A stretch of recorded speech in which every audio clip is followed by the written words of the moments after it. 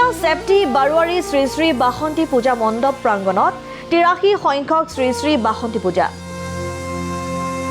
বিগত 14 এপ্ৰিলৰ পৰা 17 এপ্ৰিললৈ 4 দিনীয়াকৈ উদযাপন কৰা হৈছে শ্ৰী শ্ৰী বাসন্তী পূজা আটক ধুনীয়াকৈ সজাই পৰাই তোলা হৈছে পূজাৰ সমগ্ৰ পৰিৱেশ বছৰ বছৰ ধৰি সম্পূৰ্ণ নীতি নিয়মেৰে পৰম্পৰাগতভাৱে চলি আহিছে এই পূজাভাগী আনহাতে পূজাখনিৰ মহত্ব অনেক লোকবিশ্বাস যিসকল ভক্তই নিজৰ মনোবাঞ্ছা পূৰণাৰ্থে এই স্থান দৰ্শন কৰি চাকি বন্তি ধূপ জ্বলাই আহিছে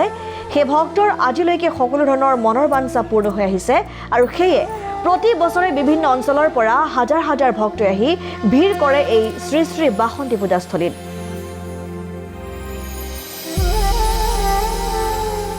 শ্ৰী বাসন্তী পূজা উদযাপন সমিতিৰ তৰফৰ পৰা সমূহ অসমবাসী ৰাইজক ৰঙালী বিহু আৰু অসমীয়া নৱবৰ্ষৰ হিয়াভৰা শুভেচ্ছা জ্ঞাপন কৰিছোঁ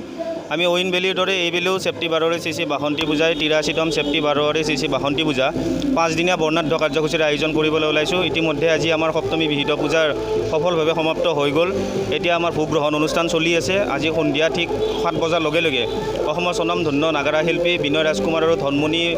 বৈশ্যৰ দ্বাৰা আমাৰ নাগাৰা নাম পৰিৱেশন হ'ব ঠিক তেনেদৰে অহাকালি আমাৰ অষ্টমী বিহিত পূজাও চলিব অষ্টমী বিহিত পূজাটো আমাৰ ছোৱালী নাগাৰা নাম আছে নৱমী বিহিত পূজাটো আমাৰ ধৰ্মীয় অনুষ্ঠান পুৰুষৰ নাগাৰা নাম অনুষ্ঠান আছে আৰু দশমীৰ দিনা আমি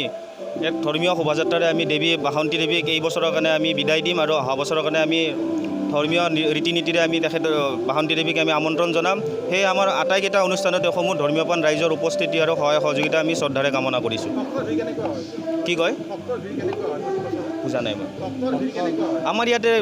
সদায় 5-6 হাজাৰ ভক্তৰ আগমন হয় এইবাৰো আমাৰ তেনেকৈ আজি সপ্তমী বিহিত পূজাত ইতিমধ্যে 5-6 হাজাৰ ভক্তই আমাৰ দেৱী মাৰ চৰণত পূজা অৰ্চনা কৰিছে আমি অহাকালিও আমাৰ 10-12 হাজাৰ ভক্তৰ ইয়াত সমাগম ঘটিব ঠিক তেনেদৰে নৱমীৰ দিনা আমি 10-12 হাজাৰ ভক্তৰ আমি আগমন আমি আশা কৰিছোঁ ঐন ভেলীৰ দৰে আমাৰ